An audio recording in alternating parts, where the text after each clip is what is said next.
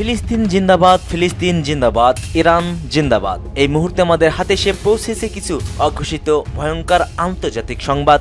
শুরুতেই জানিয়ে দিচ্ছি সংবাদ শিরোনাম। ইরানের শক্তির কাছে মার্কিন যুক্তরাষ্ট্রকে আলোচনায় আসতে বাধ্য করেছে বলছে ইরাকি বিশ্লেষক। জানিয়ে দেব আমেরিকাকে টাইট করার কৌশল খুঁজছে ভিয়েতনামে চীনা প্রেসিডেন্ট।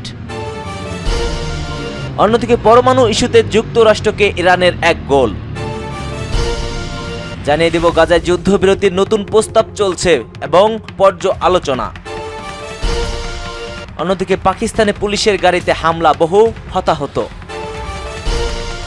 সর্বশেষ জানিয়ে দিছি মস্কো সফরে যাচ্ছেন ইরানের পররাষ্ট্রমন্ত্রী আরাকচি, এরপরেই ওমানে সরাসরি মার্কিনদের সাথে আলোচনা। এতক্ষণ শুনছিলেন সংবাদ শিরোনাম, এবার বিস্তারিত। তবে তার আগে আপনি যদি ফিলিস্তিনকে ভালোবেসে থাকেন অবশ্যই কমেন্ট সেকশনে ইয়েস লিখে জানিয়ে দিন আপনার মূল্যবান মতামতটি। আর আপনি যদি ইরানকে সমর্থন করে থাকেন অবশ্যই কমেন্ট সেকশনে ইয়েস লিখে আপনার সমর্থনটি নিশ্চিত করুন। ভিডিওটি ভালো লাগলে একটি লাইক করবেন, পরবর্তী আপডেট পেতে চ্যানেলটিকে সাবস্ক্রাইব করবেন এবং সম্পূর্ণ ভিডিও দেখার অনুরোধ রইল।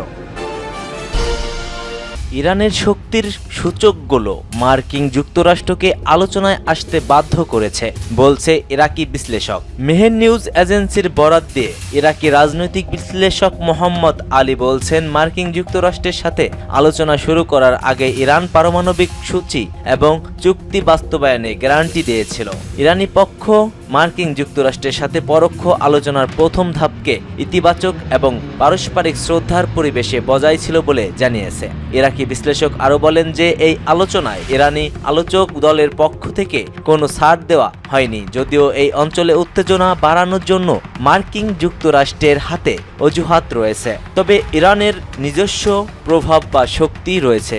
এই কারণে তেহরান নিশ্চিত ছিল যে ইহুদিবাদী ইসরায়েলের যে কোনো হামলার পাল্টা প্রতিশোধ নেওয়ার ঝুঁকির কথা ভেবে মার্কিন যুক্তরাষ্ট্র ইরানের সাথে আলোচনায় বসবে। লেবাননের আল মায়াদিনী নিউজ ওয়েবসাইটটি আম্মানে ইরান মার্কিন পারমাণবিক আলোচনা সম্পর্কে একটি প্রতিবেদন লিখেছে। তেহরান বর্তমানে পারমাণবিক ক্ষেত্রে উচ্চতর অবস্থান রয়েছে এবং তার পারমাণবিক কর্মসূচি থামিয়ে দেওয়ার যে কোনো অবদান প্রত্যাখ্যান করেছে। প্রতিবেদনে আরও বলা হয়েছে যে ইরানিরা বেশ কয়েকটি কারণে আলোচনার টেবিলে যাওয়ার ইচ্ছা প্রকাশ করেছে। প্রধানত আলোচনার ফলে দেশটির উপর থেকে অর্থনৈতিক নিষেধাজ্ঞা তুলে নেওয়া হবে এবং দ্বিতীয়ত তেহরান এই অঞ্চল তার কৌশলপূর্ণ গঠনের জন্য যথেষ্ট সময় পাবে।